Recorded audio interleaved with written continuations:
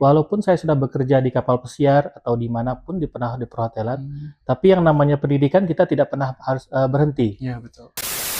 Kalau menurut saya itu sangat relevan ya, karena sesuai dengan jurusan dan pekerjaan saya bekerja di perhotelan. Karena bagaimanapun seperti saya, contohnya saya tamatan SMK, bahkan bukan perhotelan jurusan saya bangunan. Itu saya dulu berpikir bagaimana saya bisa kuliah, tapi saya harus kerja. Tapi kalau kita udah tamat sarjana, kita udah punya pengalaman, itu akan terbuka lebar.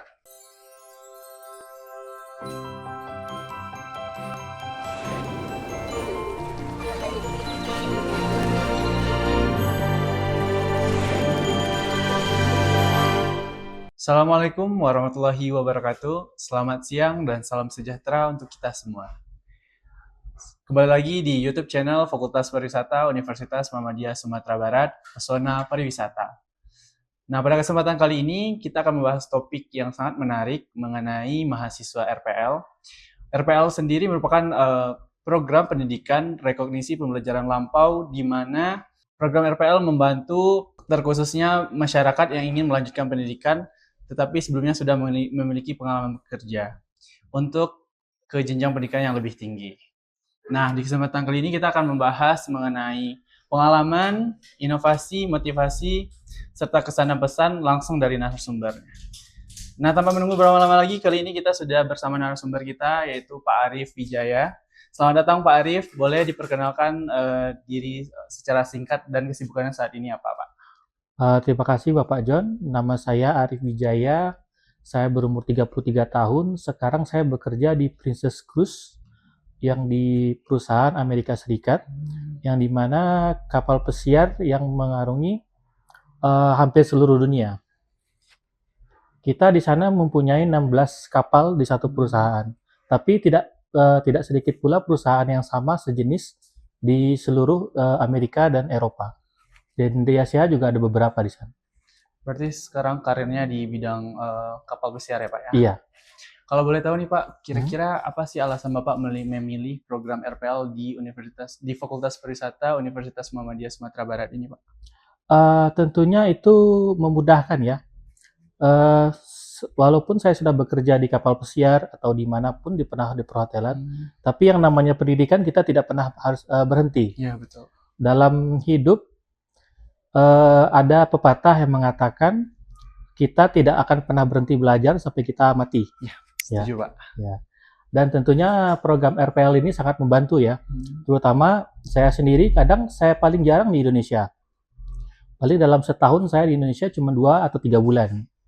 Dan program RPL ini memudahkan saya karena bisa belajar online dan bisa menyesuaikan waktu. Karena di US sendiri pun dan di Indonesia itu berbeda waktunya.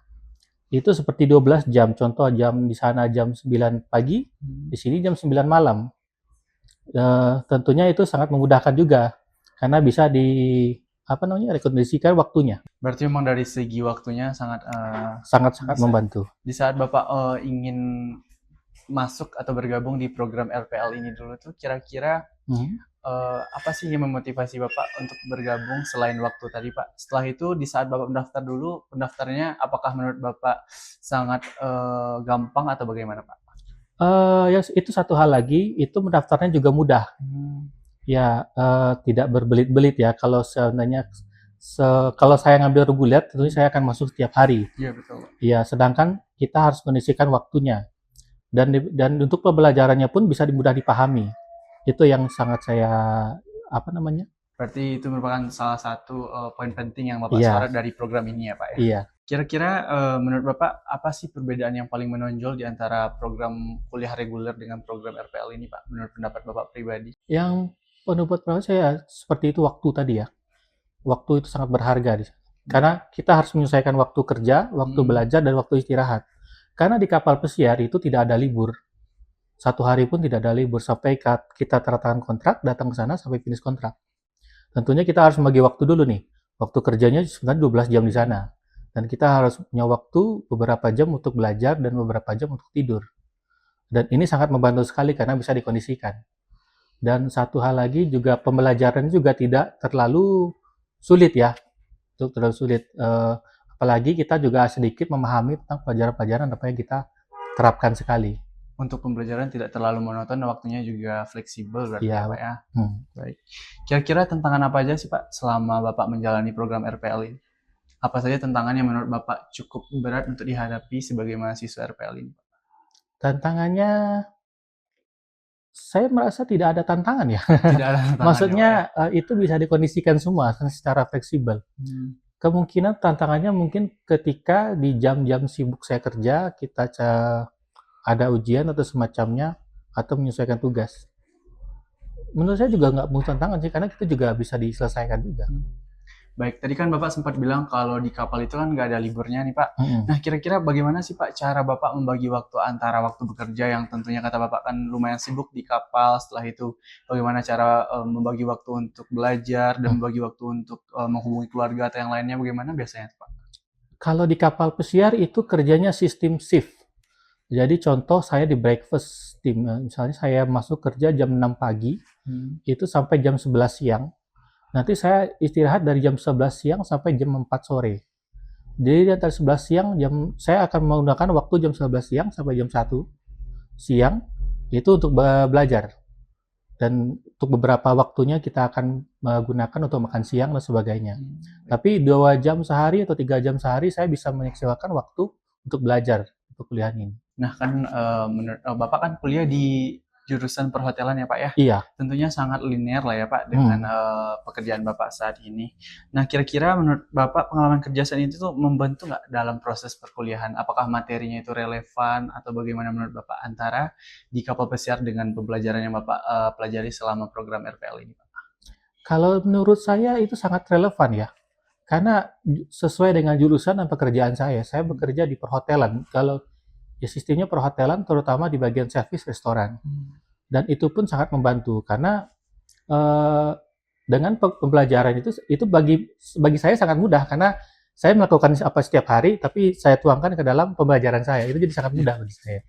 Baik, Bapak ada saran nggak Pak bagi praktisi pariwisata yang lain gitu yang ingin bergabung ke dalam program mahasiswa RPL di Fakultas Pariwisata Universitas Muhammadiyah Sumatera Barat? Untuk apa namanya tadi? Saran Pak, Oh, atau saran. atau ajakan lah untuk praktisi-praktisi pariwisata yang lainnya yang ingin melanjutkan pendidikan tapi kan kadang nanti takutnya terkendala waktu atau segala macam gitu Pak. Iya. Kalau saran saya ini sistem RPL di Muhammadiyah ini sangat membantu sekali. Karena bagaimanapun seperti saya, contohnya saya tamatan SMK, bahkan bukan perhotelan jurusan saya bangunan. Bangunan ya Pak? Iya, saya teknik gambar bangunan di SMK 5 Padang. Itu saya dulu berpikir bagaimana saya bisa kuliah, tapi saya harus kerja. Karena itu jangan sangat membantu, kita harus memilih karir sambil belajar, itu sangat sulit. Membagi waktunya sangat sulit, dan dulu saya nggak masuk ke logika saya itu gimana caranya, karena perkuliahan butuh waktu kan, kita harus masuk pagi, jam 2 kita kerja lagi, jam 3 kita kerja lagi. Ada shift malam di perhotelan pun ada shift malam, itu kan kita nggak bisa waktu. Dengan sistem RPL ini sangat membantu, jadi kita bisa belajar sambil kita bekerja. Mau dimanapun kita bekerja, kita bisa belajar. Itu yang sangat dipoinkan sekali ya, ditekankan. Karena bagi kita yang merintis karir dari tamat SMK untuk kuliah, itu RPL ini sangat-sangat membantu sekali bagi saya. Karena bagaimanapun kita di Indonesia kita harus menyelesaikan pendidikan ya. Kita sekarang kita buka-bukaan aja lah di Indonesia ini, kalau kita masih tamatan SMK, SMA itu dunia kerja akan sedikit mempersempit. Iya betul sekali. Iya. Tapi kalau kita udah tamat sarjana, kita udah punya pengalaman, itu akan terbuka lebar. Mau dimanapun kita belajar. Kita bekerja melamar di sini bisa, di hotel bisa, di restoran bisa, bahkan di kapal selam pun kita bisa bekerja. Karena kita kebetulan mereka masak. Sebuah privilege ya Pak ya. Iya. Setuju sih Pak. Nah kira-kira selama menjalani program RPL ini Pak, kalau untuk masalah administrasi dan segala macam, Bapak bisa sharing nggak di saat Bapak mendaftar dulu bagaimana prosesnya, apakah ribet atau tidak? Dan dari segi biaya bagaimana menurut pendapat Bapak? Kalau untuk administrasi itu sangat membantu juga ya, karena sistemnya sudah online kan? Oh online semua iya. Ya? Jadi sistem pembayaran perkuliahan, sistem semuanya udah online.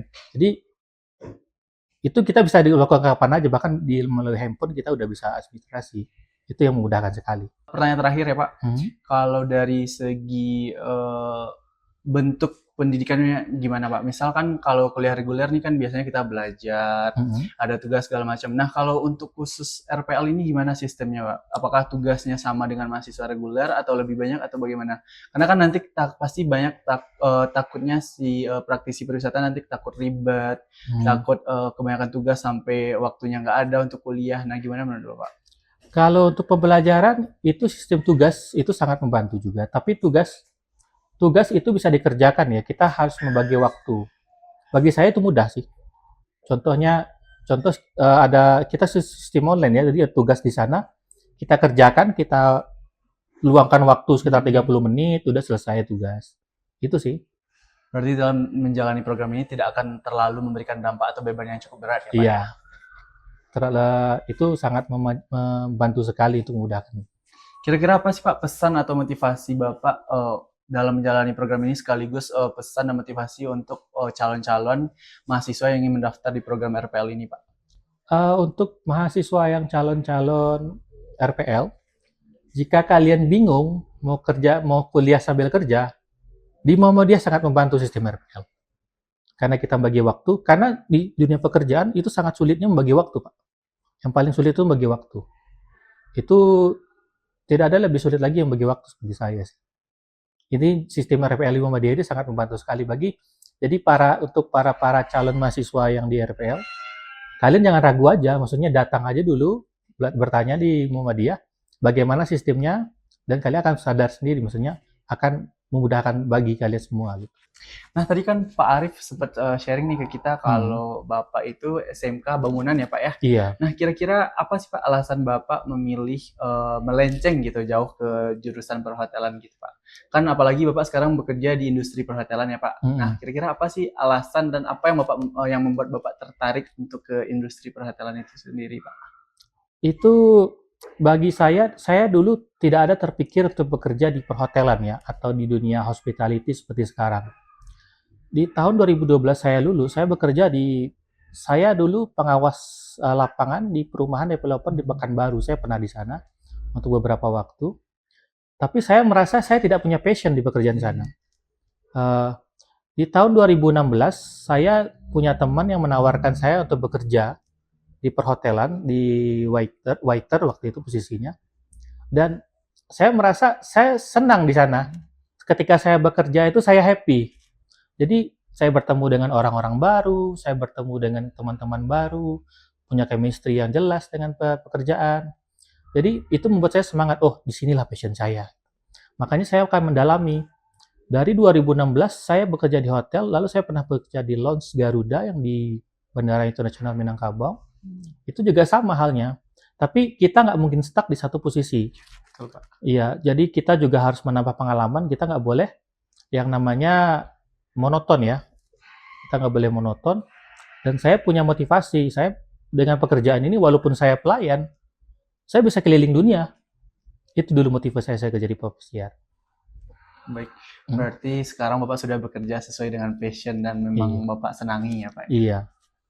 Nah, gimana teman-teman penonton setia YouTube channel Fakultas Pariwisata Universitas Muhammadiyah Sumatera Barat? Udah dengar kan sharing kita bersama praktisi pariwisata hebat yang saat ini sedang bekerja di kapal pesiar. Nah, bagi para penonton calon mahasiswa RPL yang ingin bergabung di program RPL Fakultas Pariwisata Universitas Muhammadiyah Sumatera Barat, boleh langsung dicek link di bawah ini. Sekian untuk episode kali ini. Sampai jumpa di episode selanjutnya. Saya John undur diri. Assalamualaikum warahmatullahi wabarakatuh.